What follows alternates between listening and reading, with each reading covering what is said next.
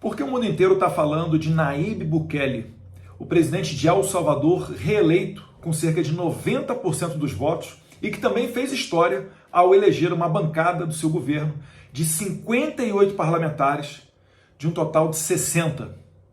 Eu vou te explicar agora o que nenhum jornalista, nenhuma ONG ou autoridade internacional quer que você saiba, pelos olhos não somente de alguém que vive a política, mas de alguém que visitou El Salvador somente no passado 2 vezes, inclusive os presídios do país. Aqui Eduardo Bolsonaro, deputado federal mais votado da história do país e filho do ex-presidente Jair Bolsonaro. O Bukele iniciou sua carreira na política como prefeito da capital do país, San Salvador. Depois, ele teve muita dificuldade, mas finalmente conseguiu se candidatar à presidência da República, porque ele precisava de um partido, igual aqui no Brasil. Vocês viram também como é que foi a história do Jair Bolsonaro nesse sentido. E a história de Bukele e Bolsonaro também coincide porque os dois foram eleitos de maneira semelhante, independente, outsiders, pessoas de fora do poder, de fora do jogo da velha política. E também eles tiveram problemas no início dos seus mandatos. A grande diferença é que em El Salvador, a eleição para o Congresso também ocorre no meio do mandato presidencial. Então, quando Bukele foi eleito em 2019, em 2021 teve eleição para o Congresso. E ele conseguiu colocar a grande maioria de deputados como sendo da base governista. Já Bolsonaro não teve essa oportunidade, porque as eleições para o Congresso coincidem com as eleições presidenciais. Mas vale lembrar que Bolsonaro ele foi eleito em 2018 e o pequeno PSL passou de 3 deputados federais para 52. E em 2022, na reeleição de Bolsonaro, o partido dele, agora o PL, chegou a ter agora 99 deputados federais. Quase que dobrou a sua bancada dentro da Câmara dos Deputados. Mas voltando para a história do Bukele. Bukele, então, a partir de 2021, tem uma ampla maioria no Congresso Nacional, inclusive para fazer alterações constitucionais. E, quando se iniciou a pandemia, no primeiro conflito que teve entre a Suprema Corte e um decreto editado pelo presidente Bukele, onde a Suprema Corte anulou esse decreto presidencial, Bukele mandou um expediente para o Congresso Nacional, conforme reza a Constituição de El Salvador, e em alguns poucos dias foi feito o impeachment de 5 ministros do STF, mais o fiscal geral, que aqui no Brasil se equivale ao Procurador-Geral da República. Com isto daí, com essa força, Bukele começa a fazer várias alterações legislativas, que no final das contas atacam duas bases do crime e da impunidade. Ele ataca o desencarceramento, ou seja, ele prende os bandidos e os deixa presos, e ataca o tráfico de drogas. Hoje em dia não tem mais gente traficando droga da América do Sul, da Colômbia ou qualquer outro país, passando tranquilamente pelo litoral de El Salvador. Essas 2 ações foram um duro golpe na guerrilha. E dentre as diversas medidas que o Bukele tomou, 2 eu destaco aqui: o Plano de Controle Territorial e o Estado de Exceção. A imprensa e as ONGs internacionais de direitos humanos aproveitaram para dizer que El Salvador estava virando uma ditadura, que estava acabando com a democracia de El Salvador. Meus caros, com essas 2 políticas, Bukele prendeu mais de 75 mil criminosos, sem nenhuma baixa civil, sem nenhum inocente morto durante as operações. Com plano de controle territorial e com regime de exceção, Bukele conseguiu transformar o país mais violento do mundo em 2015 no país mais seguro do Ocidente em 2023, com índices de criminalidade igual ao do Canadá. A gente está falando, de um país que tinha uma taxa de homicídios de mais de 100 assassinatos para cada grupo de 100 mil habitantes. Só para que você tenha uma ideia, o Brasil em 2016, quando bateu o recorde, quando estourou o número de homicídios aqui no nosso país, nós passamos de 30 homicídios para cada grupo de 100 mil habitantes. El Salvador estava com 103. Você consegue imaginar como é que era viver em El Salvador nessa época? É por isso que os El Salvadorenhos estão dando graças a Deus de ter um presidente como Bukele, que não permitiu mais que o seu país e as políticas nacionais fossem ditadas por ONGs internacionais, por gente dos direitos humanos, e por pessoas que não viviam na pele o que o El Salvadorenho vivia, que era morrer na mão dos pandilheiros do crime organizado.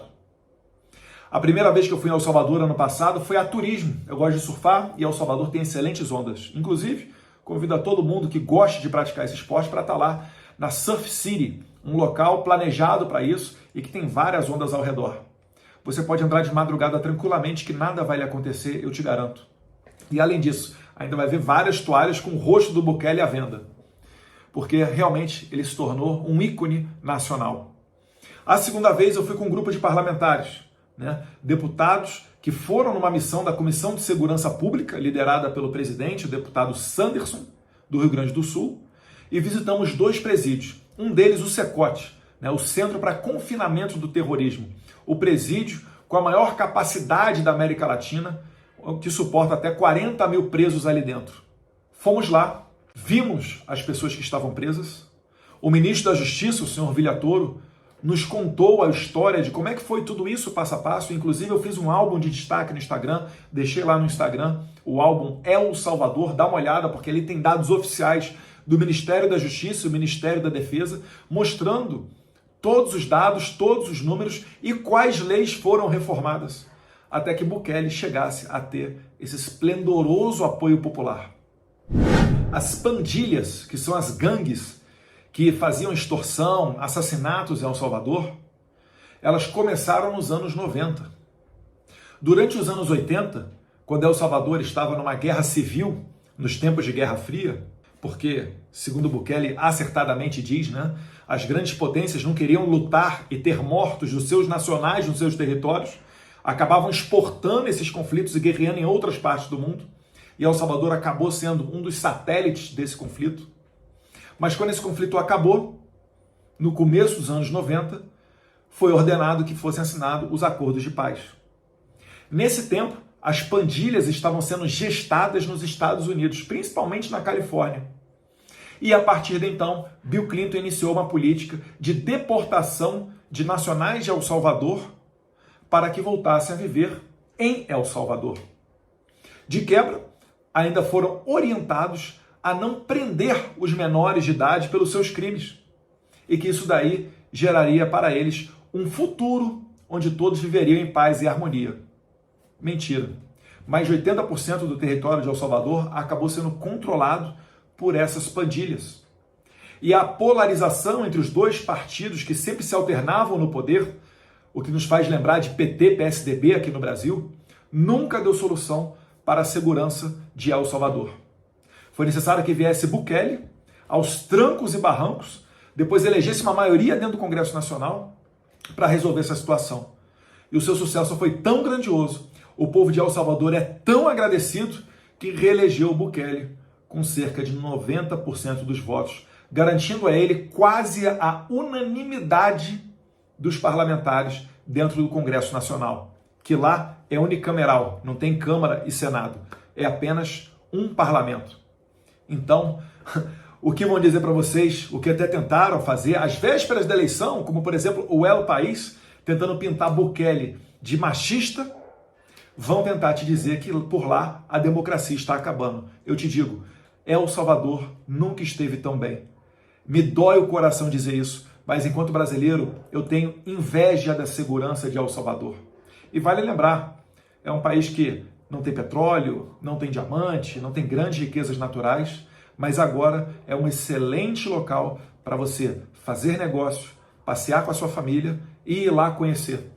Eu recomendo que vocês, quem tiver a oportunidade, para que realmente conheça esse país sensacional, um pequeno país da América Central, mas que está dando exemplo para toda a América Latina. Se nós quisermos aqui chegar um dia a ter níveis de segurança iguais a de países europeus de primeiro mundo ou do Canadá, a gente tem que se espelhar no exemplo de El Salvador, que conseguiu fazer isso se libertando das amarras desse falso direitos humanos e prendendo os criminosos. Quem é que te disse que é feio dizer que um bandido, um assassino, um sequestrador merece apodrecer na cadeia? Por que é feio dizer isso?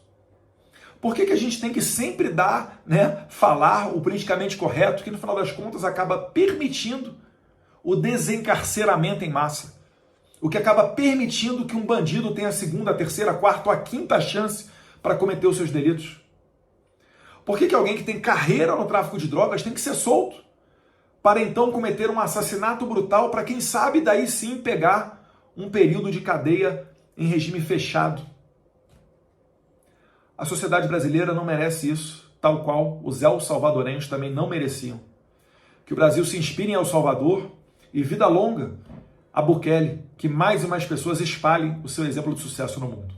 Um abraço, fique com Deus.